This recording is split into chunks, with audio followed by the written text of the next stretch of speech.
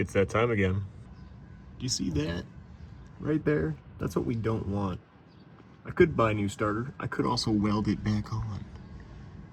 I'm gonna weld it back on because I have no money. Didn't really see the hole in the floor last time, so here's the hole. It's right here. Got a nice little piece of wood in there. I mean, it is out of the car. I just don't want to pick it up. It's heavy and it's stuck under the car. That's what it's supposed to look like. That's what that side looks like. I'm just gonna take a little welder and just stick that guy right back where he's supposed to go. Is it gonna work? Probably not. I don't care. Before I screw this up anymore, is it aluminum?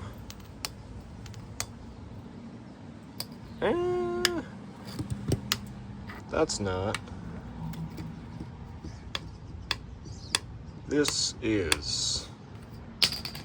Guess we're not welding anything today. Well, on that slightly annoying note, why is my camera sideways? I do know someone who has a starter that was willing to sell it. I also am just lazy and don't want to go do that. We're gonna put that back in. Now, if you want a crazy arm workout, try getting that thing in with one hand. Because somehow, despite having aluminum, the lightest metal known to man in 1965, it's still heavier than the average Toyota Corolla. See, even back in the 60s, Ford engineers were doing everything in their power to make removing the simplest of things, like a starter, as hard as possible. You can't come in from the top because the exhaust header is there. And when you go in through the bottom, your whole steering arm is here. So you can only get it, well, I can't get it all because I already tightened it, but you can only get it just a little bit over before you hit this arm. And to add to that, if you don't have a lift, you're just stuck under the car. This is your view forever. You don't get to leave. Why? Because it's a Ford Motor product. I mean, everything should work, but it just keeps clicking. Actually, that's the wrong way to put it. It clicks once and then it doesn't click at all. And you put your key in there, and then you would assume that means the battery's dead. It's not dead. I checked. Now, if you're curious as to how one checks the battery, if you have the option, you can actually test the starter by doing this, or at the very least, the starter solenoid. The red one goes on this side, the black one goes on that side. But if you flip them, it should click. Something else in here isn't doing its job. Looking at you, ground cable. I'd hate to say this is going to be uneventful. It's going to be very uneventful. Very little is going to happen today. I mean, that end there is fine, but I don't trust that. That looks bad. So, no, come back.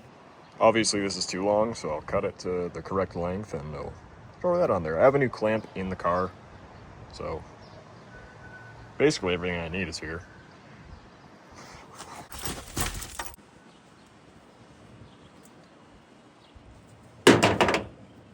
Don't leave your tools like that. Pro tip, if you leave tools in your car, leave your car unlocked. Saves you the trouble of going to get your keys. Now, I don't know about you guys, but I think that's quite the improvement there. You ever have a terminal that won't go on? I assure you, it will go on. You just haven't hit it hard enough with a hammer yet. Question we've all been waiting for. That's the wrong key. That's also the wrong key. Why does Ford give you 3 keys, but only one goes to the ignition?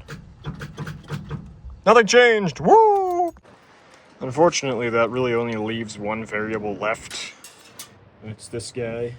Because I know the starter works. And if the starter decided to not work in the time that I've been leaving it alone, that would still make sense, but it's this guy. It's gotta be this guy.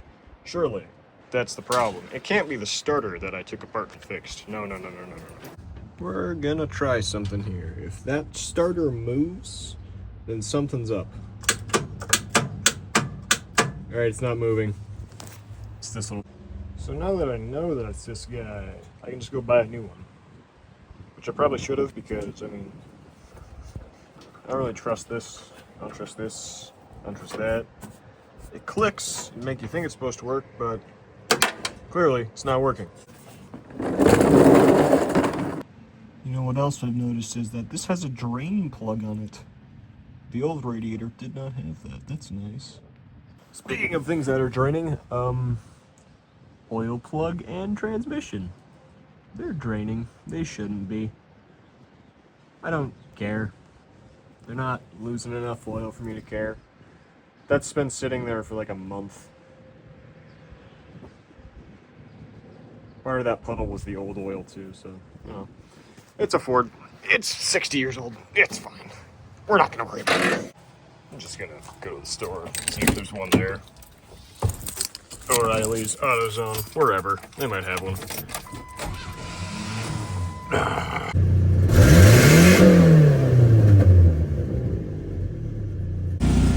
You have the audacity to sit in my toolbox.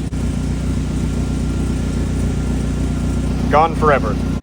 Well, I got myself the parts, so I'm just gonna... Bam. They work? Is that a cool transition? Probably not. It's in. Do we have power? No, we don't.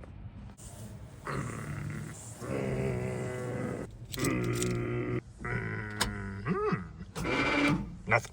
Well, guess now we wait.